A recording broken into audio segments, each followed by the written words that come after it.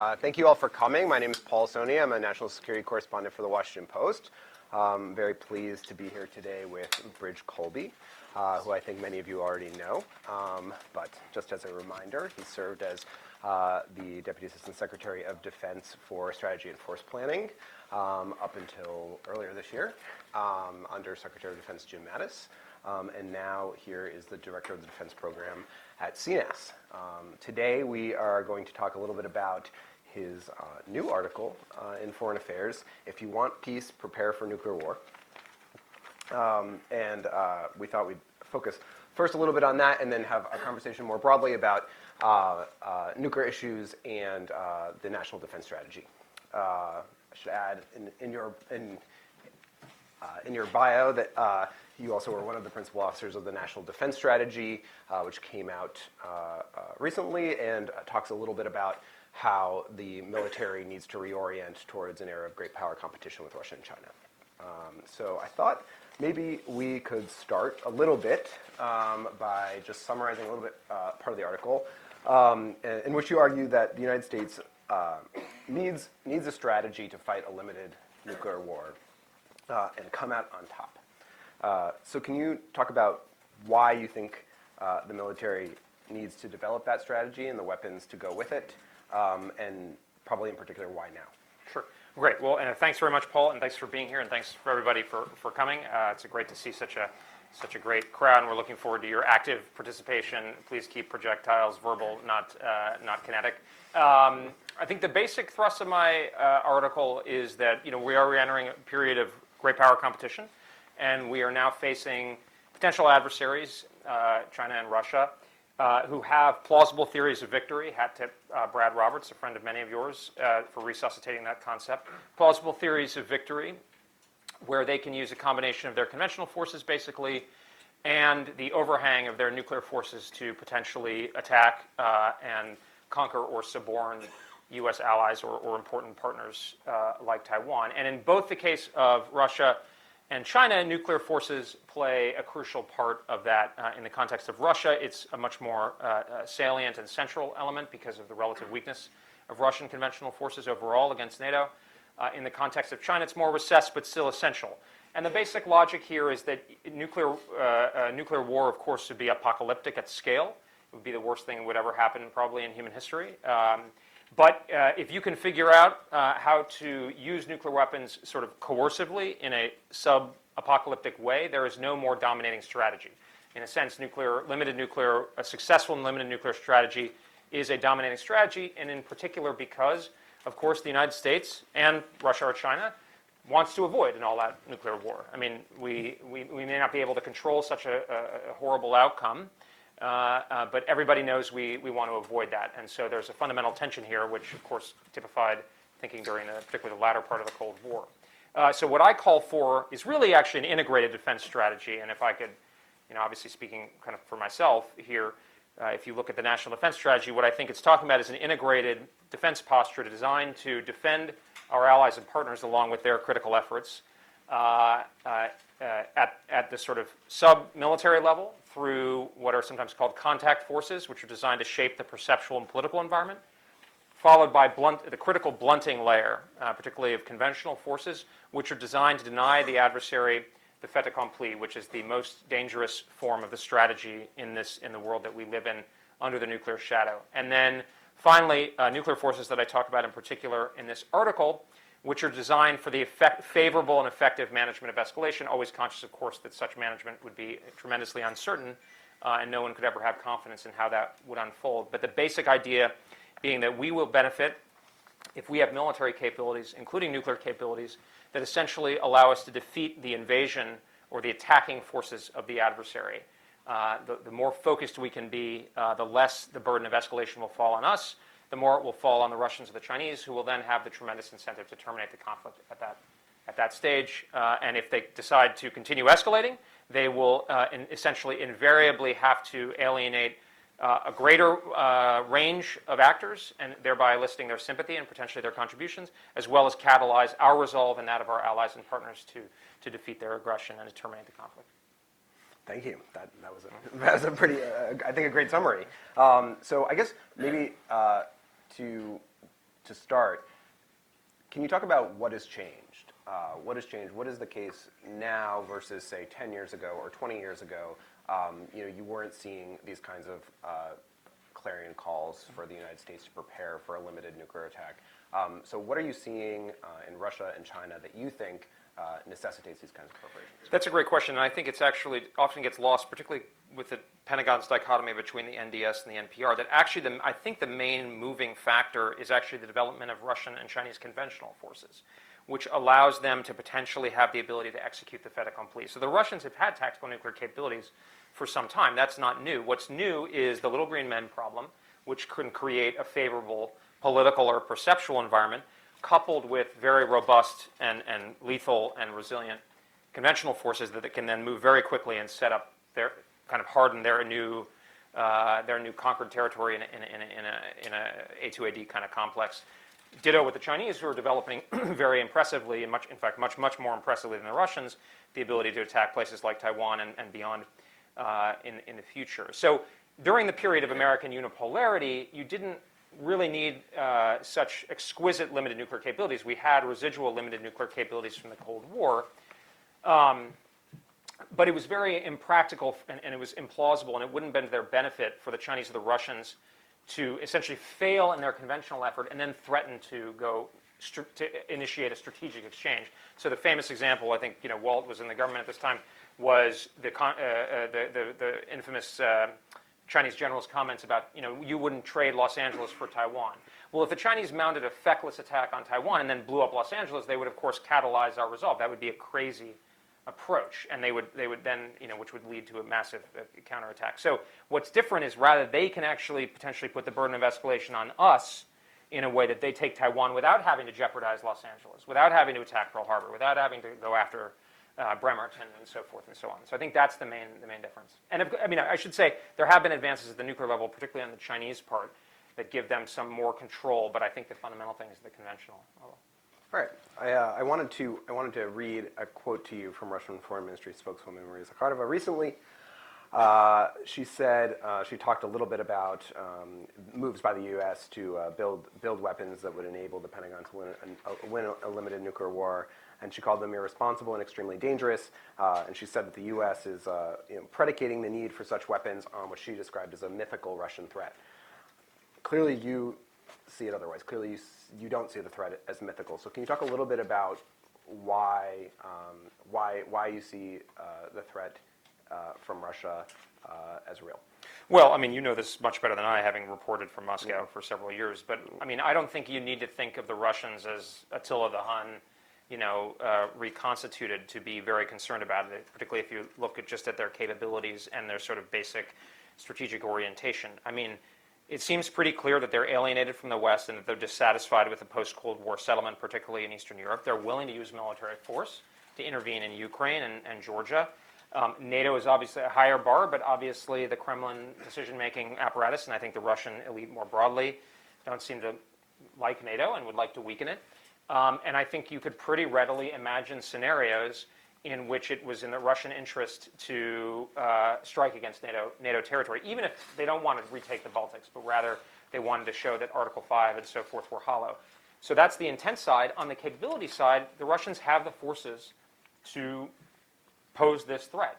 Fundamentally, I think from a force planning and defense strategy perspective, you should look largely at capabilities. And the Russians have the little green men thing, obviously, but they also have very robust and capable conventional forces that can move very rapidly and effectively into, say, the Baltics. I think Dave Buckmanik and others at RAND have demonstrated this in a very sobering way.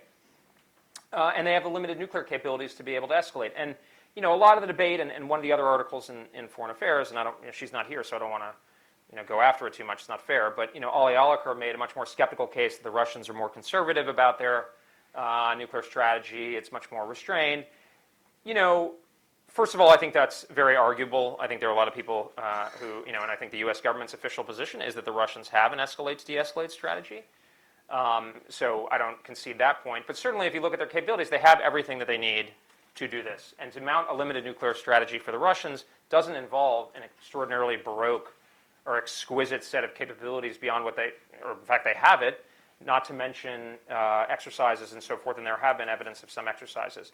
So when you look at their capabilities and their sort of broad strategic intent, there's plenty to worry about. Now, my view is, my response to Zakharova is, Russia has literally nothing to fear from this strategy or from NATO. These are purely designed to be defensive. In fact, I think nuclear weapons, by their nature, particularly in a dyad where the other side also has survivable nuclear forces, are very difficult to use offensively.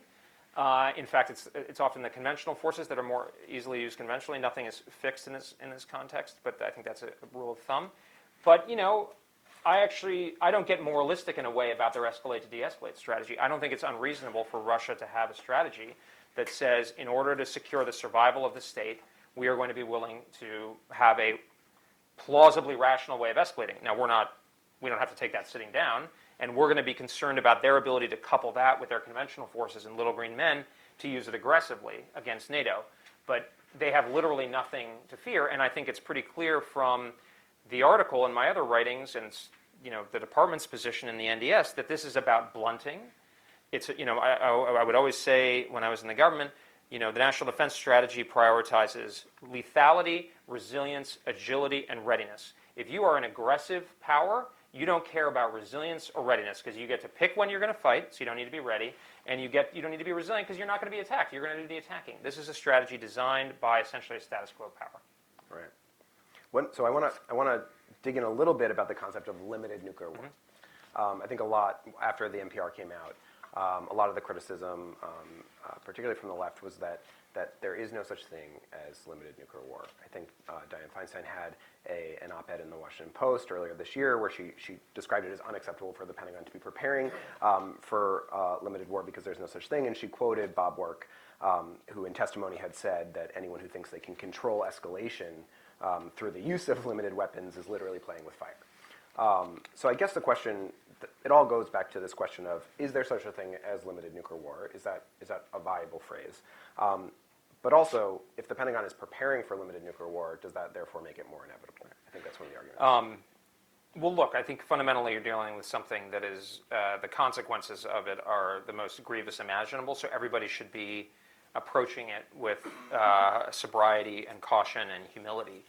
The fundamental issue, and the point I think I make in the article is, and I think this is pretty clear from normal lived human experience, is if it's obvious and if the Russians and so forth actually believe that we did not think a limited nuclear war was possible, their rational strategy would be to try out a limited nuclear war. Because if they could use even just a couple of nuclear weapons, they would know that we would not be able to respond by doing something that would be patently suicidal, which is on its face irrational. So in the sense, it's actually self-defeating to say that it's impossible. Now, I think I actually agree with the Bob Work quote, which I never use the phrase escalation control, because the whole point is that I tend to prefer management, which even management implies level of control that really isn't there. It's really more escalation advantage. I mean, the fundamental quandary is what, Tom Schelling identified this years ago and many others, so it's all, in some sense this is glossing, but it's basically about a situation in which you cannot control the adversary's ability to do the most grievous damage on you, but you can arrange the incentives so that they're more or less likely to pursue it. I think where, with greater respect to Senator Feinstein, and there's, Secretary Schultz, who, is a legend and an amazing human being and so forth. I think that's wrong. I think that's wrong that a limited nuclear war is inherently impossible. We want to avoid it, but I think the best way to avoid it is by demonstrating that we are prepared and we have a rational is a little strong, but we have a plausibly rational way of responding or employing it that can correlate with the stakes at interest. All right, let's talk a little bit about maybe the low-yield SLBM, because it seems like the main proposal coming out of the Pentagon in order to step up preparations for a limited nuclear war is to put low-yield nuclear weapons back on ballistic missiles on submarines. And the arguments that you see raised, maybe you could talk a little bit about the rationale for having that, and then address the arguments that have been raised against that it raises a discrimination problem. That how is an adversary to know that a Trident D5 that's getting launched at them has a low-yield variant of a warhead on it versus a 3.5 megaton warhead that's going to blow up 3 cities. So can you talk a little bit about those specific weapons that have been proposed? Sure. No, I mean, look, I think this is a serious problem. That if you were thinking about a limited nuclear war, you need to pay attention to the discrimination issues and the potential for miscalculation and misperception. Or more than pay attention, you have to be obsessed with it. But the thing is, it's like a small number or one ballistic missile on a trajectory that is likely going to be for something in the region at issue.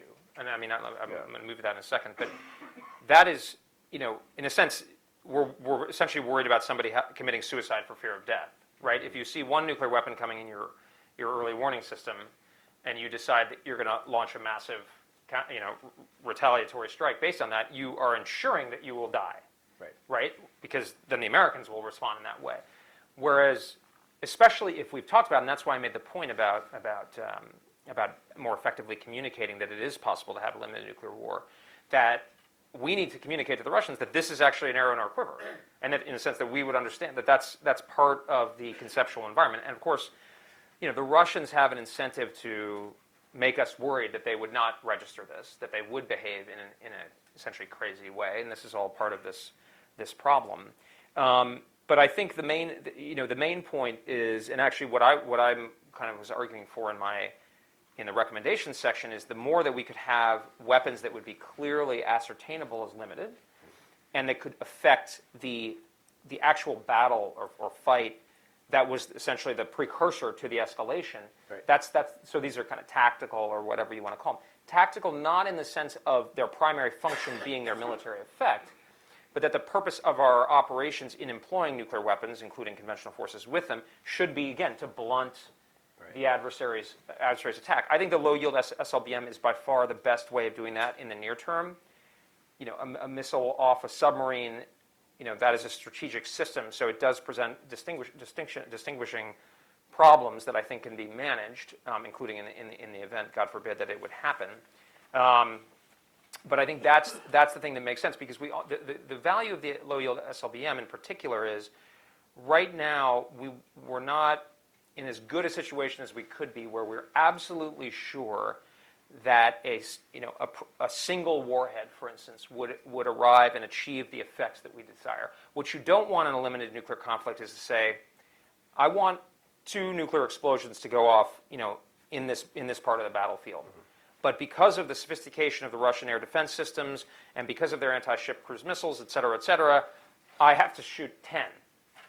And I got to go at it from a different end. There's going to be difficulty to penetrate and so forth. So I'm not sure what's going to be in there. What you really want, and what's going to be advantageous in this kind of competition, this brinksmanship competition, is going to be the ability to have the precise effects that you want. And low-yield ballistic missile gives us that. And would you support some alternative weapon that could lessen the discrimination dilemma? Yeah. For sure. Is there a possibility to do something that's not? It doesn't have. That would obviously be a low-yield. A low-yield weapon. Yeah, and I mean, I think LRSO could be, eventually could get there. I mean, I'm not sure about the timing, the sequencing. The thing about the low-yield ballistic missiles, you can do it very quickly. LRSO, depending on where the Air Force takes it, it could serve that function. Although, again, there might be penetration questions. Ballistic missiles are exceptionally difficult to intercept, so it's sort of it's a little bit of a quandary, because the very thing that's so difficult to intercept are the quintessential strategic weapons. But I mean, the other thing is, this is across the nuclear conventional divide, but say Secretary of Defense Perry has been very, active in sort of talking about, you can't distinguish things, and you can't tell. We've been using conventional cruise missiles that could be nuclear carried for decades. There are strong incentives for people to actually be accurate rather than so conservative that they essentially commit suicide from fear of death. Right. I want to broaden a little bit outside of nuclear weapons issues. Obviously, last week we had a change to the political situation here in Washington. The Democrats will now take over the House of Representatives, which likely means that Adam Smith, who is the ranking member of the House Armed Services Committee, will take over as chairman, who's been very vocal about the nuclear modernization underway being what he calls as excessive. He's not in favor of the LRSO. He's not in favor of the low-yield SLBM. And so you're going to probably see increased calls to roll back some of these plans. And at the same time, you're seeing the White House ask the Pentagon to tone down their budget. There's been a request for the Pentagon to reduce the budget request by 4.5%. That it submits for 2020, and this is the very budget request that has been described as the masterpiece that will show how the Pentagon is executing the shift towards great power competition. So can you talk about, do you feel that these two developments jeopardize the possibility of the strategy that you helped write actually being executed? Well, I think no. I think it's a big issue. I mean, I think it was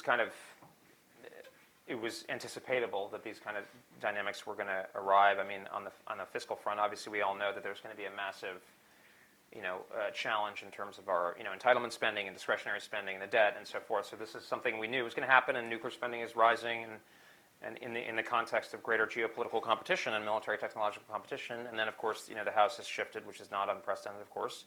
I'd say on the nuclear piece, I think a couple thoughts. I think, Secretary Mattis, Rob Sufer, Greg Weaver deserve enormous credit for really focusing on the bipartisan consensus, and that is vital. I mean, Michael and I were talking about this a week or two ago. I mean, I think people are going to disagree exactly on where that is, but that classic bargain between investing in the capabilities needed for deterrence and defense and measures designed to reduce security risks, it needs to be tended to and revitalized. And I'm a proponent of really of renegotiating INF, but if need be, withdrawing from it. But I don't think that is the death knell of arms control.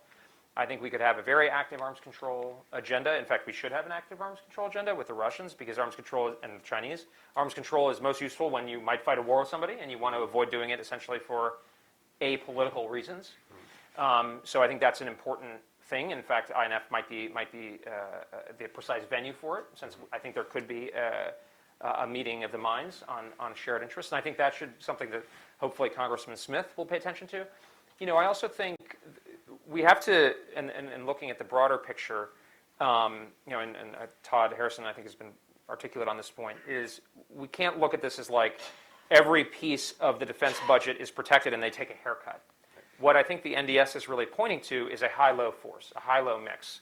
And that's both across the spectrum of capabilities as well as at the high end, which is meaning that the middleweight forces, those forces that are too expensive, or are expensive but can't survive at the high end and are too expensive to be efficiently used at the low end, those are where the bullseye needs to be. So we need to resource the full nuclear and high-end capabilities that we need. Okay. And we shouldn't be saying we're going to take a haircut from the nuclear piece, because if we don't have those limited, if we're worried about the defense of allies, let's step back for a second. It's 100th anniversary of World War I.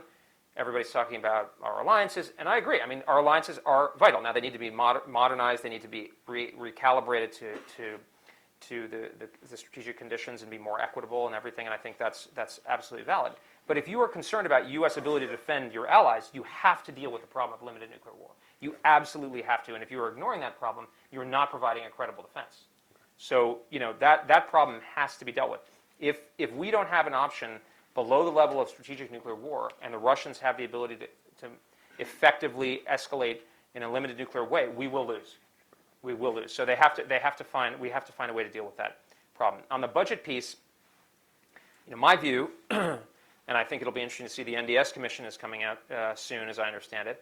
I don't want to steal any of their news, but I think the key thing here is we should fully resource defense. I absolutely think that. But there is also a lot we can do to make the hard choices. And I think the strategy made it clear. There was a piece by your colleague, Missy Ryan, in the Washington Post about people dealing with Middle East operations, complaining about not getting as much stuff and not getting as much attention. That's good. Mm-hmm. That suggests that the department is actually making hard choices on force employment. Now, we should hopefully match it when we see the budget for 20 on force development and the program. But there is a lot we can do in making tough choices designed to build the high-low force for the high-end fight and the high-low force for the spectrum, and have our allies work with us. It's a different model of alliances where it's not the 1990s or the 2000s where allies were nice to have a flag around. Now it's really, I think as Secretary Mattis puts it, he's never fought in the U.S.-only formation. It's really about our allies being part of that strategy, being part of the contact and blunt layer, having their own A2AD capabilities, et cetera, et cetera. So what are the hardest choices that will save the most money that you want to see in this budget request? Well, I mean, I think For things. Yeah, I mean, I high think levels. things like tactical aviation. I mean, if things can't fly with sufficient range where their bases are going to be under massed precision attack, and especially if they can't deliver large numbers of munitions themselves, then I think that's a big question mark. And then we need to demonstrate some value. I think in looking at the surface fleet, if you want to save the carrier as a valuable part of the U.S. military, which I think, given that we're going to have carriers and we seem to be buying more, you have to find a way to give that part of the fleet the ability to operate at range and deliver substantial numbers of munitions in a contested environment. So there are changes that can be made to some of these middleweight forces that could make them more lethal, but I think those are the kinds of questions that need to be asked. Space. We can't be putting up large, sort of Baroque satellites that are highly vulnerable. We know space is going to be a warfighting domain. That's just the way it is. So we got to be having a more disaggregated architecture, and one where the most valuable platforms are highly survivable. Similarly with force structure.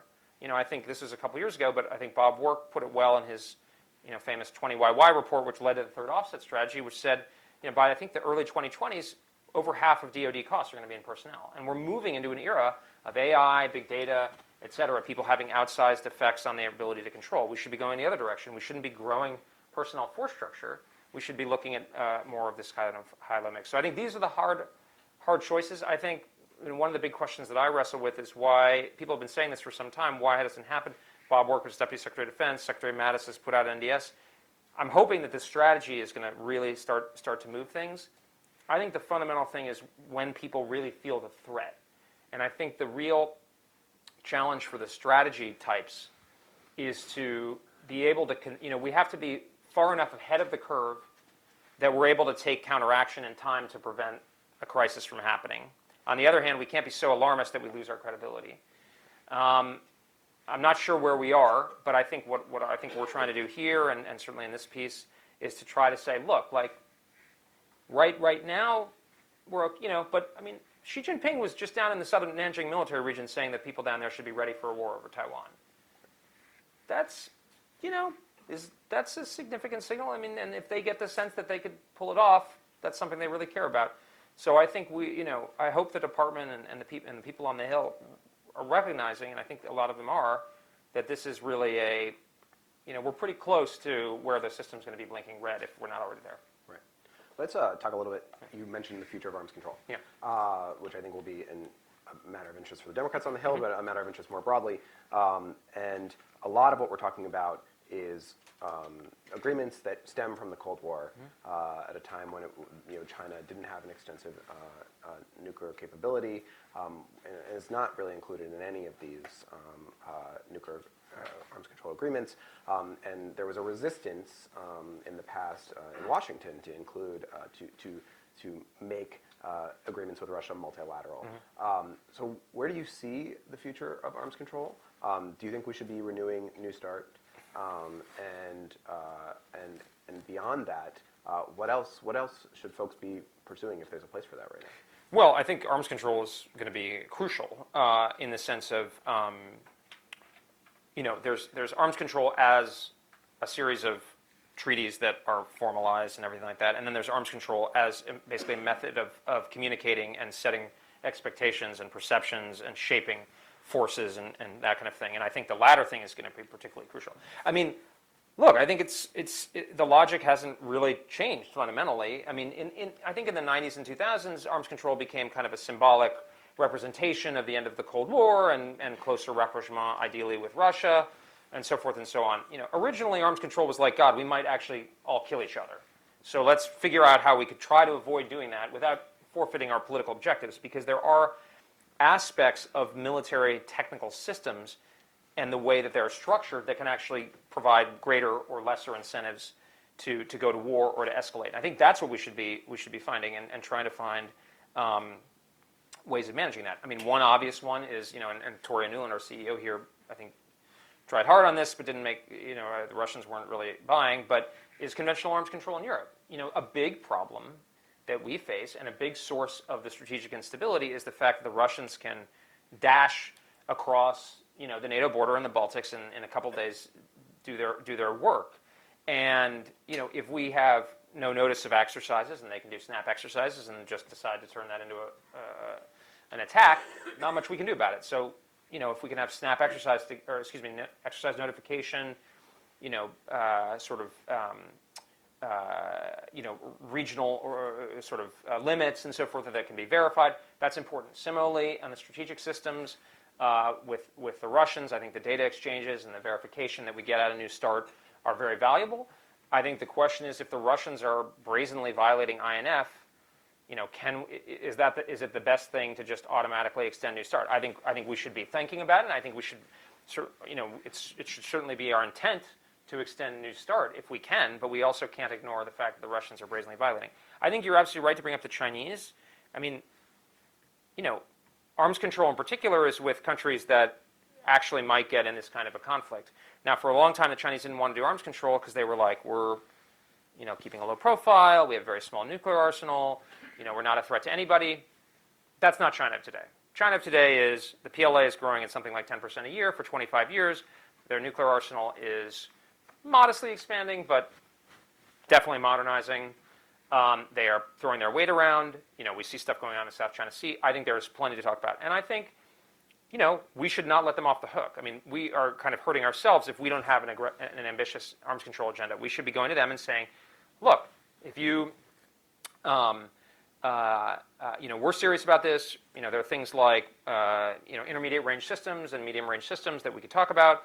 There are stability concerns, and I've participated in some of these over the years. And if the Chinese aren't willing to do that, that's going to suggest, especially as they're more aggressive and assertive regionally as they build up their military, that there's something that they're not being as constructive about. So I think we should be forward-leaning on that from a diplomatic point of view.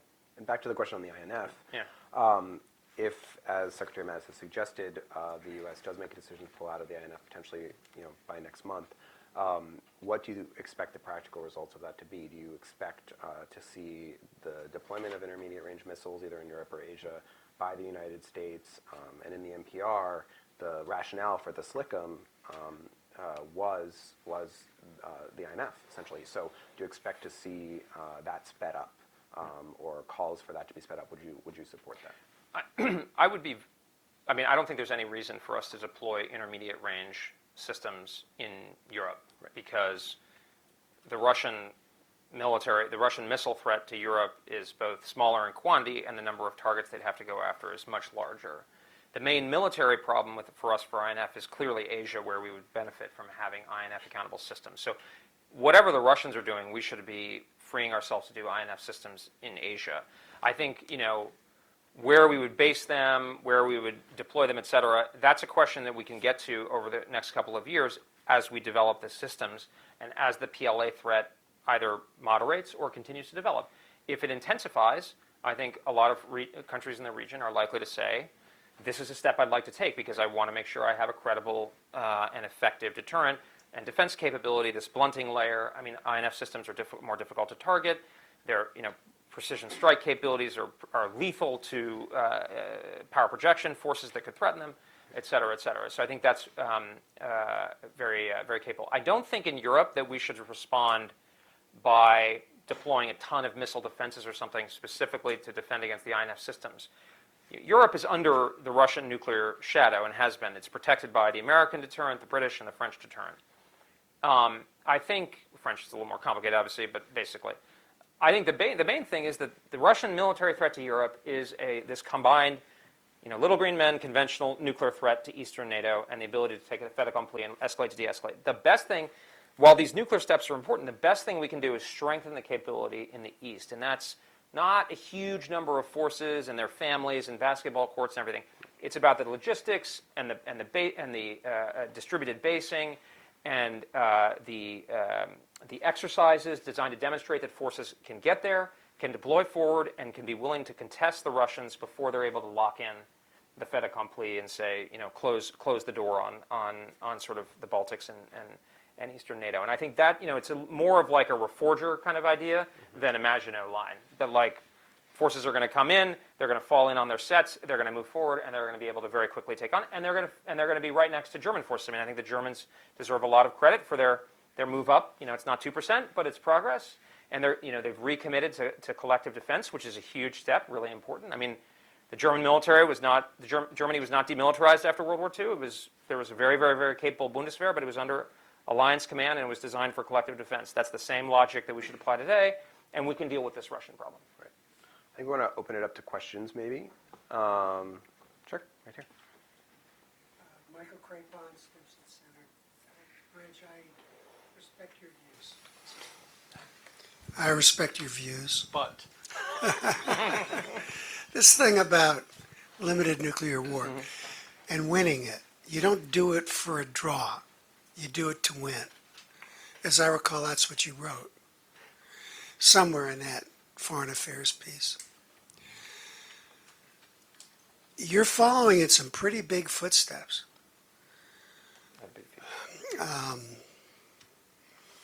Kissinger, Nitze, Herman Kahn, Brody, Rolster, all these guys pretty much said what you're saying now. Some of them have recanted. But what are your underlying assumptions that suggests that a war fought with nuclear weapons can be won and remain limited against a big opponent? Well, thank you. That's for your kind remarks at the beginning. And I certainly wouldn't compare myself to those giants. But I do think there's a long history of wrestling with this. In a sense, they were wrestling with a similar problem, which is local European theater inferiority at the conventional and sub-strategic level, with parity at the strategic level. The winning, I can't remember if I think I used the word prevail, which there's no satisfactory word. When I talk about the war termination objectives and the war aims are absolutely crucial. And mine are essentially status quo. I've been thinking about this recently. So winning a war for us is defending our alliance. So winning is not going to Moscow. I mean, no, we're not interested in taking Russian territorial integrity. We're not interested in regime change.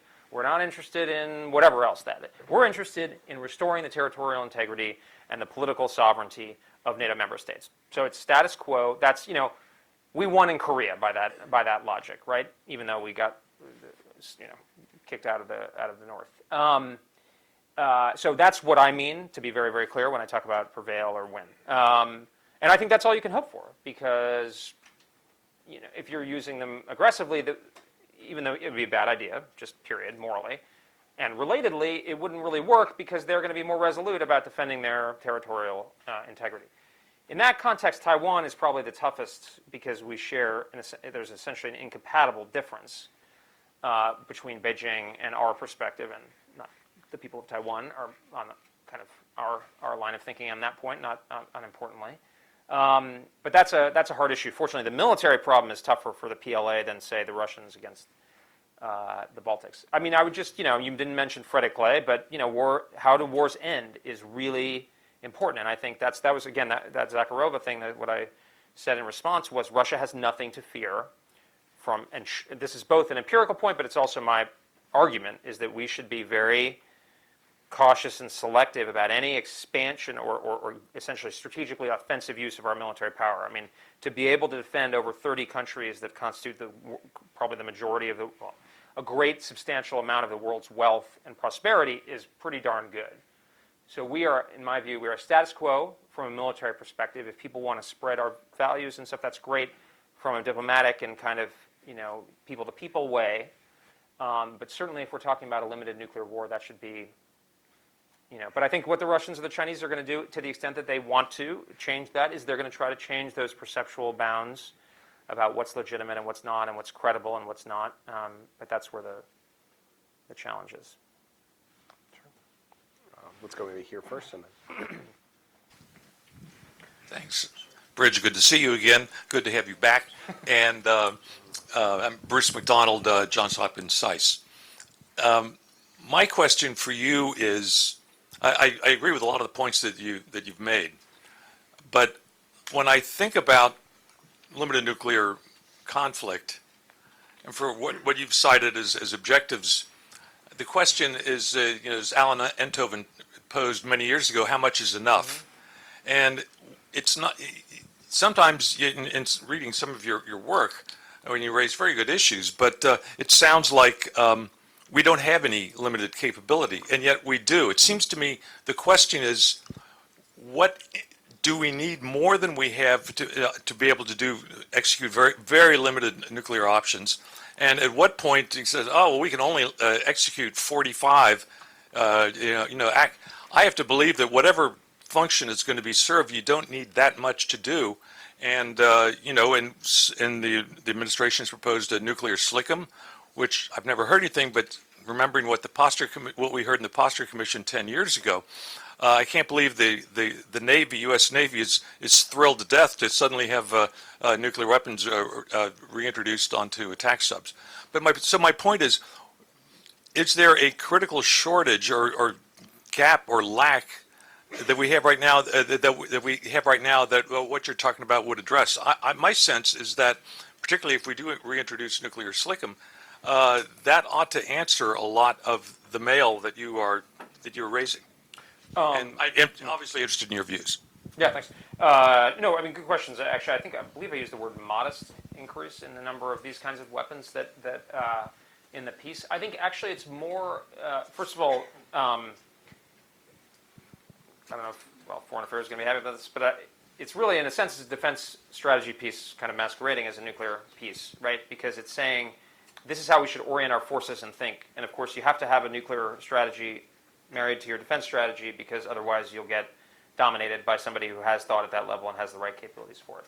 But most of what we need to do is about making our conventional forces lethal, resilient, agile, ready, and have them be able to be combat credible forward in sufficient time to deny the fait accompli. So if our conventional forces can deny the Chinese ability to invade or blockade Taiwan to a sufficient degree, or if our conventional forces can contest Russian ability to secure the fait accompli in the Baltics or eastern Poland, that is the main issue, because then they don't have a basis for the credible, limited, kind of coercive, limited use of nuclear weapons. That said, I do think we need to take some steps. Now, things like the LRSO are crucial. What I said, I think, earlier to Paul's point obtains, which is the air defense environment, both in China and Russia, is extremely lethal. And so, the shift in conventional forces is towards an assumption that our forces are going to be contested at every go, right? That we are not going to have the ability to dominate the aerospace environment in the way that our forces have in the 90s and the 2000s. I mean, this is why the Army is procuring organic air defense capabilities, because they assume they may be under attack, that we may not have such a degree of air dominance that they can't essentially no longer worry about it. I think what we need, though, are capabilities that are tailored for the right kind of capabilities here, which is, again, if the designed to blunt or roll back or kind of compensate for any advantages that the other side has gained through their use of nuclear weapons or through their crossing a fundamental red line. So that's more about tactical kind of level nuclear capabilities that can have an effect in that way, and that we're very confident will arrive and will penetrate. And things like our European, I mean, this is a controversial point, but our European DCA, for instance, that's going to be very hard for even advanced fifth-generation systems to penetrate into dense IADs and be sure that it's having the exact desired effect. And of course, it's going to be the densest part of the IADs in a sense that is going to be where you're going to want to put your nuclear weapons, because you're not going to want to dramatically expand the war by dropping a nuclear bomb in the middle of Russia. You're going to want to deliver it to the battlefield, because that's going to be the least escalatory. I mean, it's still going to be dramatically escalatory, which is the point, fundamentally. I mean, I think Laurie Friedman put it well, which is that a lot of the fundamental purpose of the thinking of the RAND types in the 50s and 60s was to make nuclear weapons political weapons. I am of that view, but in order for that to work, they also have to have some military effect or be marryable with conventional forces in a way that has that same effect. But I think your fundamental point is that this does not involve a huge change to the program of record or something. The SLCM, my question about the SLCM is that we are going into a situation with a huge bathtub with our SSNs because of decisions made in the 1990s. I don't know whether they were reasonable or not. I wasn't there. I mean, it was a different world. But now we're living with them. We have a small number of our probably our most valuable platform. And there's not that much we can do about it. And the Navy deserves a lot of credit for trying to work around that. But those tubes are really precious for conventional strike. Is that the best way? I mean, we're already going to have an LRSO. We're already going to have an LYBM. We could look at some other capabilities. I think we should think really hard about whether it makes sense to put a nuclear SLICM in there, given how valuable those tubes are going to be for conventional strike. Right here.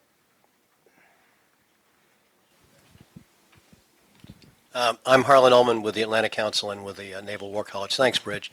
3 questions. First, if there is such a thing as a limited nuclear war, and I don't believe there is, what do you estimate the casualties, damage, and destruction that would be done? Second, there are other countries with nuclear weapons, particularly Britain and France, as well as Israel. You will recall in 1982 when Maggie Thatcher went to the Falklands, Brezhnev was blown away. I mean, we have absolute evidence of him saying, if this woman is crazy enough to go 8,000 miles to pick up these islands that are inhabited by nothing, she's got nuclear weapons. And that really changed his thinking. So how do you incorporate how the Brits and the French particularly might respond?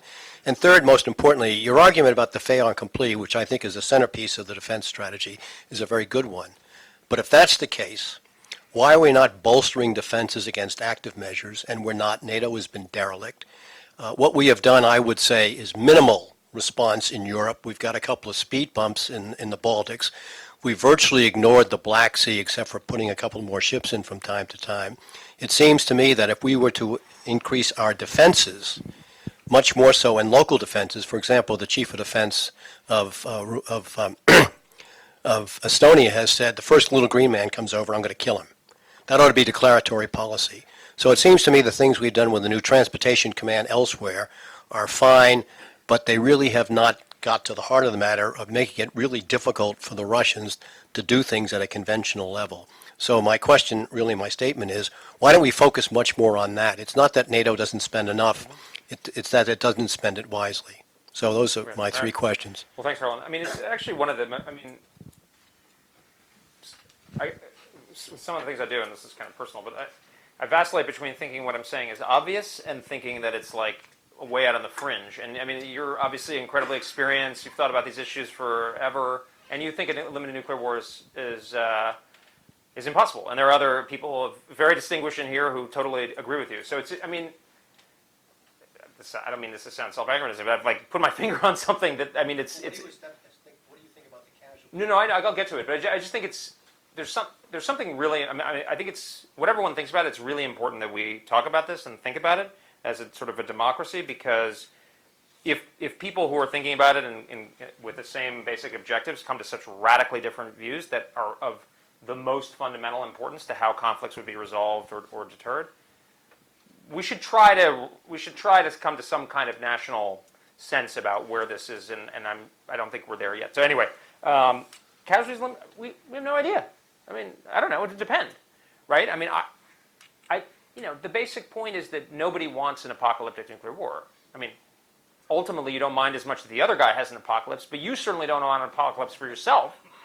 And you're going to get an apocalypse if you cause an apocalypse for him, right? I mean, that's the basic dilemma. So it's and the problem that we have is that we're extending deterrence to countries that, like, I mean, I remember getting this argument with Barry Posen a couple years ago, and he was like, well, we shouldn't be extending deterrence to the Baltics because it's not credible. But it's like, well, do Americans want to die for France? Well, actually, the French don't think so. That's why they have nuclear weapons. Do Americans want to die for South Korea? Do they want to die for the Philippines? Do they want to die?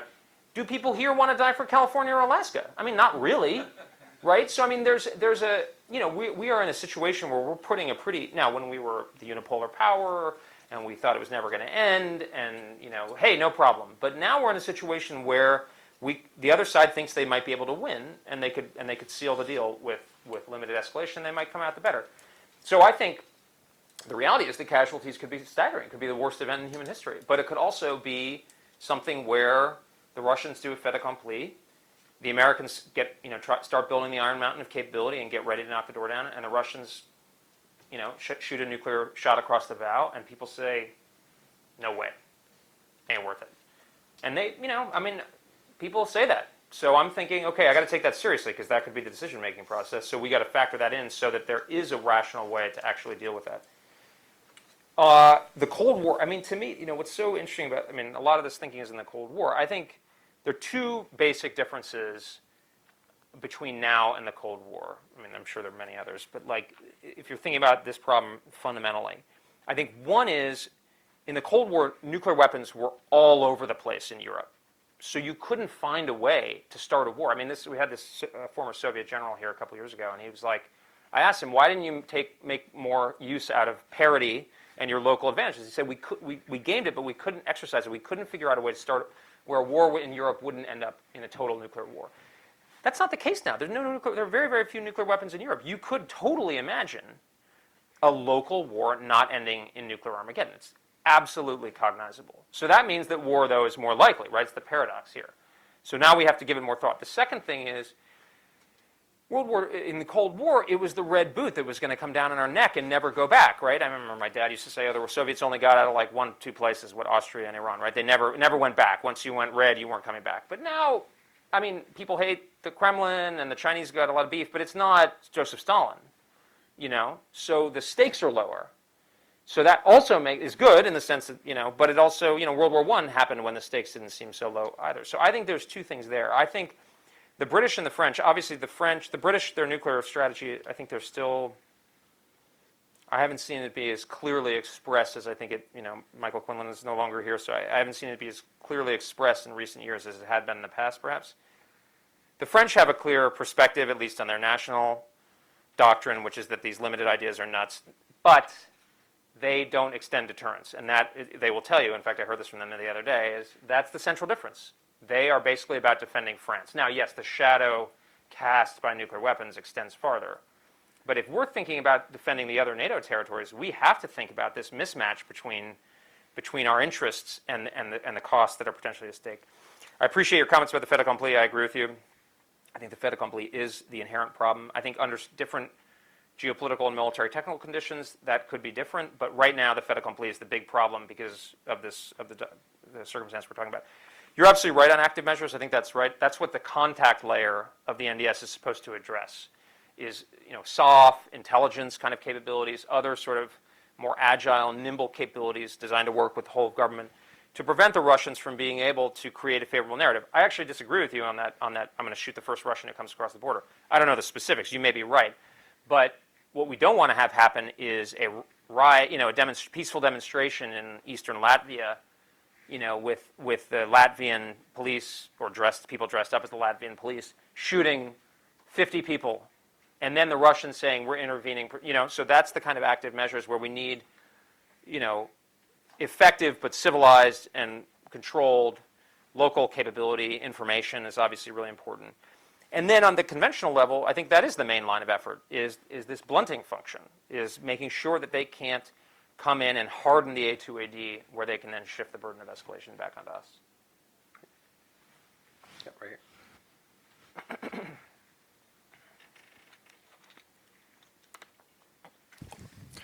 Roger Cliff of the Center for Naval Analyses. I accept your argument in principle, but I'm wondering how it works out specifically in the Western Pacific context. And the reason why I wonder is because there's an asymmetry there that doesn't really exist in Europe, which is that we're operating out of overseas bases and China's going to be operating out of its homeland territory. And so, the implied threat of, well, if you nuke my airbase, I'll nuke your airbase may not be credible in that case because we have thereby escalated the conflict. So I was just wondering how you address that issue. No, thanks, Roger. That's a great question. I mean, one thing I would say to our Chinese friends is my view is no serious war with the Chinese would involve our taking mainland strikes off the table. So to put that more clearly, we should be prepared and plan for mainland strikes, in my view. Not uncontrolled mainland strikes. They should be not designed to go after leadership control or national territorial integrity. But if China is going to wage the war, we are going to fight it in a limited way that is going to be designed to protect our interests. So if China, and I think, as you know better than I do, China has a very dense integrated air defense system on its mainland. So I think they understand that. But I think it should be our view that is perfectly legitimate. It's dangerous, but it's also legitimate. We would take reasonable steps to demonstrate to the Chinese that we were not seeking to dismember the PRC or to change leadership or to decapitate them, but that is a very important part. And I think that logic would extend to the nuclear piece. But I think your point is that, I think this gets to some of the resilience issues, is that we can't be so concentrated, and we have to be able. I mean, the Pacific is much harder because there's less land territory for us to work with in the Western Pacific. I think the advantage we have in the Pacific is that, while the PLA is much stronger and going to be much stronger than the Russian Federation's military, they still have to cross water and sustain operations, and that is good for us, in the sense that you have to work for it. We have to really work to set up our A2AD capability and that of our allies and partners, and as well as our strike capability as needed. But I think they may have that asymmetry in some ways, but we also have the ability, like, if they're going to invade Taiwan, they're going to have to take a bunch of ships and bring people over and sustain them, or bring aircraft, and we just have to have accurate missiles that can hit them, or torpedoes, or whatever they might be. So that's why I really focus on, and again, it's a defense piece masquerading as a nuclear piece a little bit, that our forces should be designed to deny, delay, degrade their ability to take over, say, Taiwan. And in that respect, I think we have, if, God forbid, and I've argued this before, I was arguing this when the Obama administration was talking about a no first use pledge, I think the main reason why we shouldn't is in case the Chinese do gain the conventional edge in the Western Pacific. And in that context, we would want our nuclear forces, if we wanted to use them first, and we wanted to stand by our alliances, as we did in the Cold War, should be designed to defeat the invasion. That's the lowest escalatory step you can say. It's reasonable. It would be defensive. It would not be designed to jeopardize the political integrity or the territorial integrity of the PRC. But then they would have to decide, in a sense like Napoleon, okay, what am I going to do now? I no longer have that invasion fleet and that invasion capability, and now I'm in a real wrinkle. But if I can just follow up real quick. But then that kind of raises Harlan's point, which is, wouldn't your efforts and dollars be better spent on conventional Yes, solutions absolutely. to these problems? I mean, now, if you decide to have tactical nukes to deal with the Russians, then, there's something to stop you from redeploying Right. them in the case of a crisis with China. But I don't think China by itself makes a strong argument for having that capability. I totally agree with you. Like, the vast majority of this effort is in the conventional forces. The nuclear forces are relatively modest, quantitative, potentially quantitative, and maybe not even. It could be like just out of the ceiling. This is basically mostly going to be about our conventional, because we don't want to have to escalate to the nuclear level if we can avoid. It's the problem with the Russians in particular is that they might decide to go first.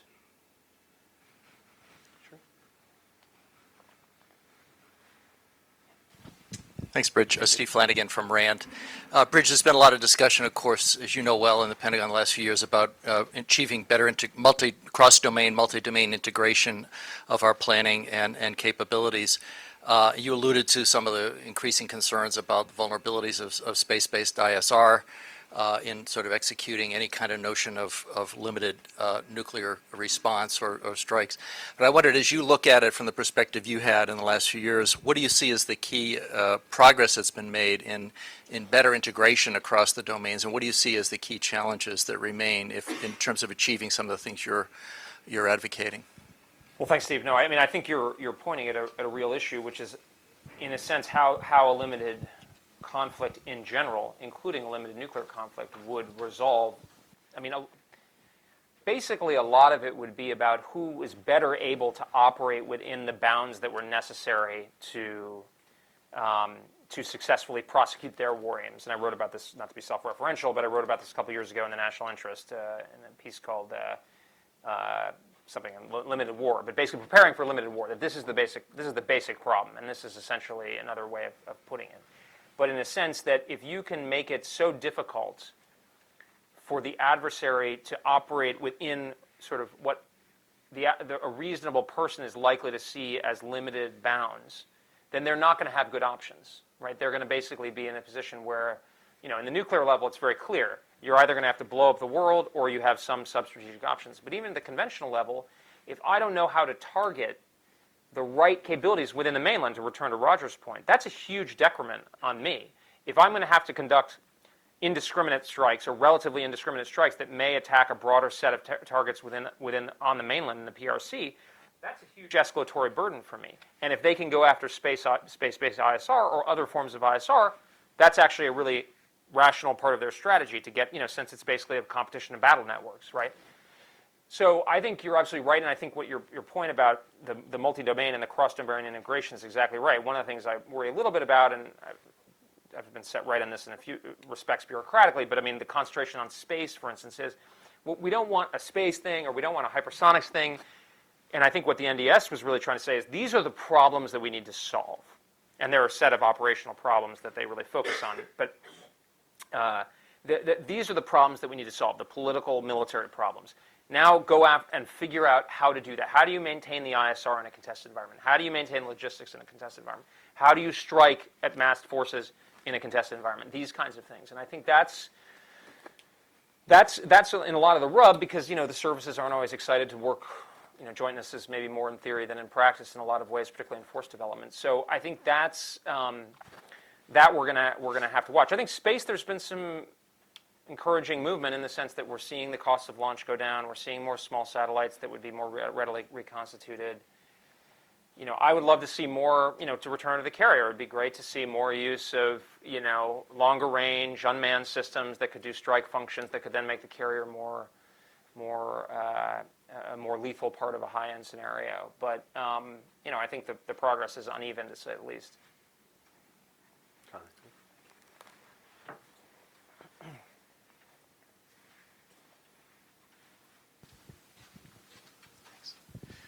Jonathan Ward, Atlas Organization. So, question, Bridge, about basically, the situation here, as I see it as a China specialist, is you really do have a country that is building a military that's designed to defeat the United States, that has very clear military objectives in the Pacific.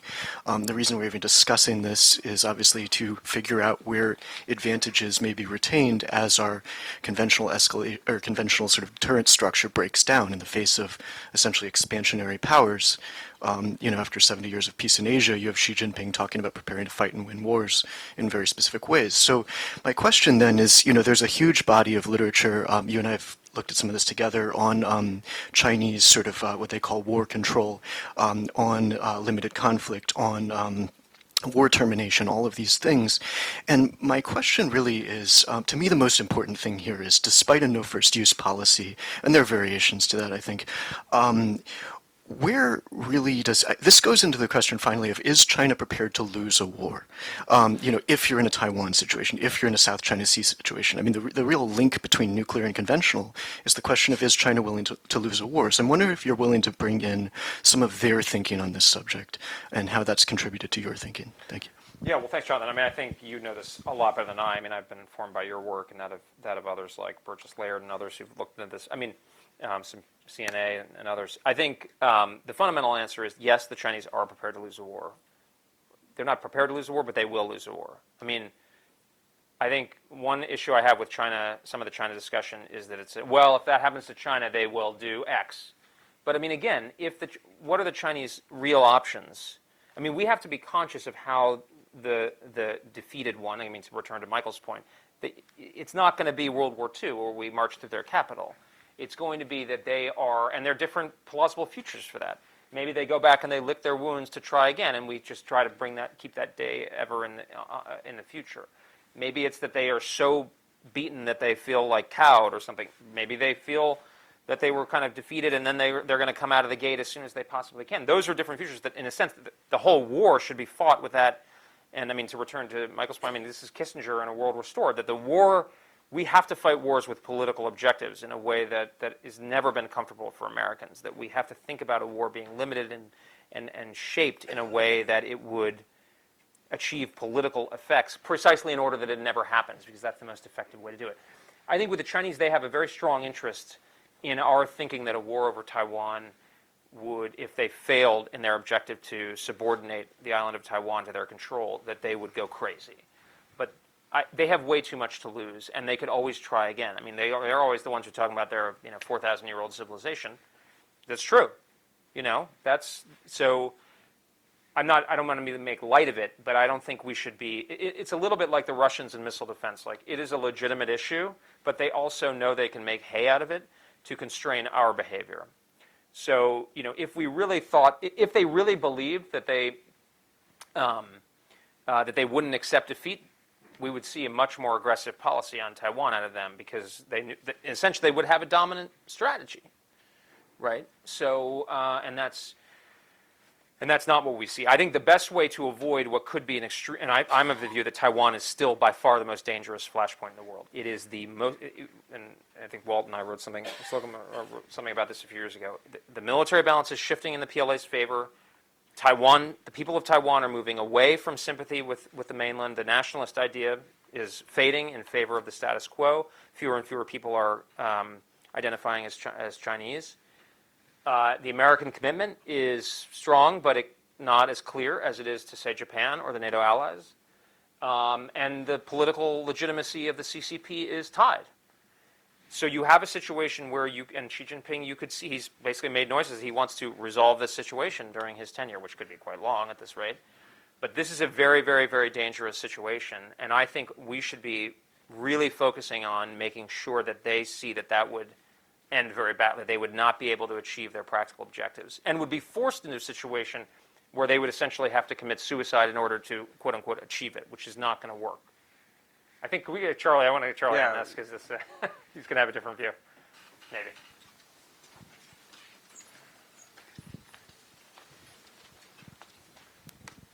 I'm Charlie Glaser, GW. I don't disagree with all the things you just said, but there's one standard thing that you didn't say, which is that, in a world where both sides have nuclear weapons, outcomes should be determined by the relative interests. Right. And it's hard to argue that U.S. interests in protecting Taiwan are as great as China's interest in not losing it. And so if that's true, then all the things you said are true, but it should still be the United States that agrees to fight another day, not the Chinese. Now, I'm not saying that's a good outcome or anything, but I'm just saying that for everything you said, the basic logic is that it becomes a contest of resolve. You're I'm absolutely right. So I'm just saying, I think then your kind of comment is sort of dangerous, because what you should be telling us is that actually Taiwan is even more dangerous than we think, because we might be the ones who logically should be standing down, where you're implying that the Chinese, it's possible China will stand down. Yeah. But just from everything we know, we should be prepared to fight another day, not expect China to fight another day. You're right, except, Charlie, that's why the capability investments are so crucial, that ultimately it will be a contest of resolve, but what is at issue?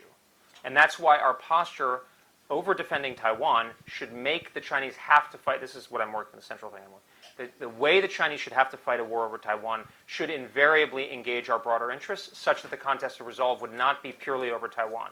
I mean, the Japanese could have just attacked the Dutch East Indies and French Indochina. Well, they'd already come. Anyway, the British, British Malaya. But that is something you can actually affect by your force development and posture, and that is what we should be doing, and thereby defend Taiwan, which is valuable from a military and political point of view. I don't disagree. I mean, I'm just saying, I think in terms of the basic setup, you should say this is a problem that actually, by standard nuclear logic, clearly works against us. We may be able to solve it.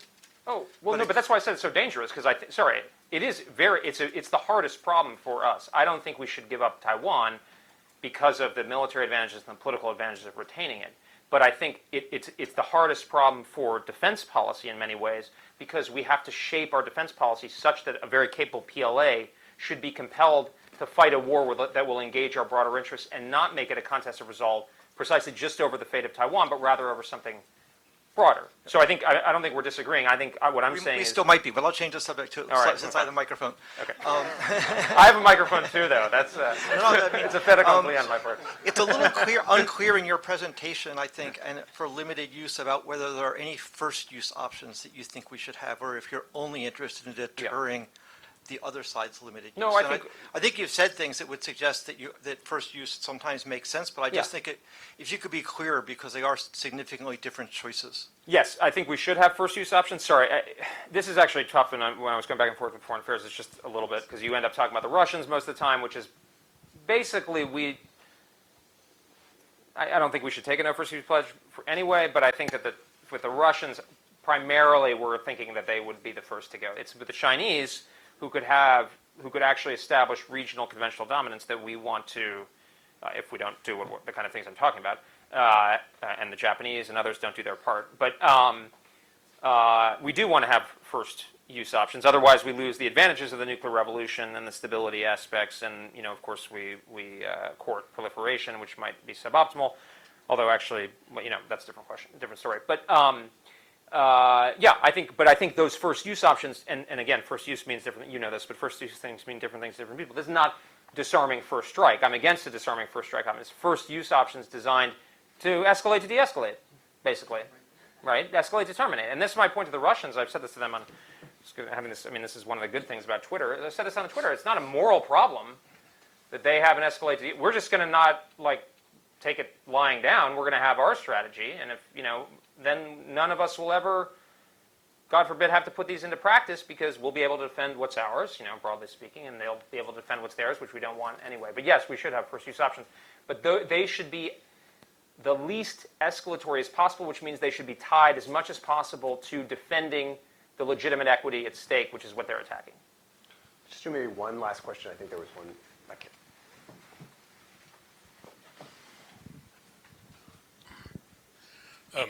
The time it's taken to get a question asked from the back row shows the importance of forward defense.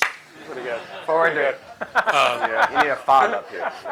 I'm Walt Slocum, the Atlantic Council. I want to go back to the question about the domestic and to some degree international politics of this. Michael Quinlan, I think, had the central point about deterrence, which is the problem of deterring nuclear war is the problem of deterring conventional war, because the one situation from which a nuclear war is plausibly going to start is a conventional war. Yeah. And I agree with you. We should have options for limited nuclear strikes. We actually have quite a few. They may not be optimal, but they're not zero. Right. They're a whole lot less than zero. Yeah. Not just because the Democrats control the House. We have a serious political problem in this country and in the alliance about the fundamental issue of the credibility of the guarantee.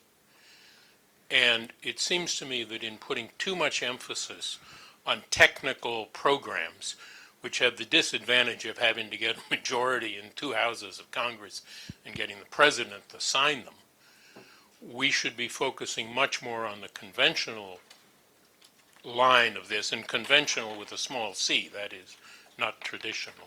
Because a successful defense forward is going to be very unattractive, and if we can mount a credible defense against the conventional attack, and this was Michael's second point, it forces the level of the attack up to a point at which the credibility becomes higher. But I think the problem politically, and even more in Europe than in this country, Asia is complicated but not different, that if we make this a fight primarily about nuclear hardware, we jeopardize something which is much more important, which is the credibility of the guarantee. Well, period. We jeopardize something which is much more important, that is the public support, the political support for robust alliances. I also can't help observing that it seems to be not the United States, but the Russians who are interested in regime change. So, as I think I've averred, I think the conventional emphasis should be the absolute overwhelming piece. One of the things that I found noteworthy, having been in the Pentagon in a job that was much more focused on the conventional forces, is the much higher level of interest in the broader environment about nuclear issues, despite the fact that the conventional is much, much more important, and it's actually more dynamic now. And the real piece is the interplay between conventional and nuclear, which is that, as you said, I think what Michael Quinlan has said is exactly right, which is that you compel the adversary to have to fight in a way that engages the broader interest that then catalyzes the resolve you need.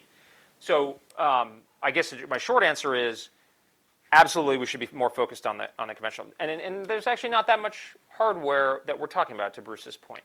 I think the real thing is this kind of blunt layer concept and this idea of delaying, degrading, and denying the fait accompli. And that is a big change for our forces, particularly our conventional forces, which have been designed to operate from, I mean, you know this, operate from CONUS, expeditionary, surge. Now, the problem is that we're trying to do things in 3 theaters in a more competitive environment where the Chinese are the biggest problem, then the Russians, and then the other 3, more or less. And we got to keep doing these things. Now, we need the allies and partners to step up and play more of that role, which I think means less of a political domination in a sense of our common concerns by the United States. So we're going to have to give and take a bit more. That's just the way it is. And then I think it's going to be forces that are, and this is what I'm struggling with and what we're working on here, I think, is forces that are that lethal and resilient and agile and ready, but also, you know, can do that combat credible forward function, but are not fixed in place Maginot Line style. And that's doable. I think, you know, as you know better than I and many of you do, that's why I mentioned Reforger, and not to be, you know, oh, the past was so great, but the idea being that our forces can get forward and are ready to move, but also can be doing stuff if they need to be in Lebanon or wherever they're going to be. But then if the crisis arises, they can get there and they're ready and everything's groomed and the political agreements are ready. They can fall in on their APS sets and boom and head to the front. So I think that's it. And that, you know, we change from this military, the Desert Storm model, which was tremendously successful, but implied that we could attain aerospace dominance and take the 6 months to build up the Iron Mountain of capability. We can't do that with the fait accompli. So you've got to have much more precision strike and use A2AD to our own advantage. So I think that is really the and I think you know, the NDS, I think, what it really offers is a way to reconcile the alliance piece from a military perspective, which is to say, the Americans are more focused. It's a pretty tough message. But what we're saying is we're going to change our military, but we're asking you to do the same, but we're doing it collectively. You know, you develop your own A2AD capabilities. If you're Poland, you know, if you're Germany, invest in collective defense, and we'll train and operate and exercise alongside you to be ready. If you're Japan, focus on being part of the contact and blunt layer to delay, degrade, or deny Chinese aggression, so they never see that thing, and so they have to escalate to, you know, they have to do the Japanese attack of December 1941 instead of the, you know, just Sadat's attack on the Sinai or something like that, whatever, pick your example. So I think that's exactly right. And the nuclear piece should be, I think it should be, yes, we need to think about limited nuclear war. There's some things that we need to do, but we don't want it, but we're ready for it because, you know, we're ready for it. God forbid it ever happens. But most of this is about the conventional, and therefore the burden of political escalation as well as military escalation lies on the other side. We're status quo. You know, Russia and China have nothing to fear from us. We are interested in being resilient and ready. What's your problem? That's, I think, the main. Okay. I guess if there's anything, I don't know if there was any other questions. If not, I thank you so much for your time. Just right. Let me give me a round of applause.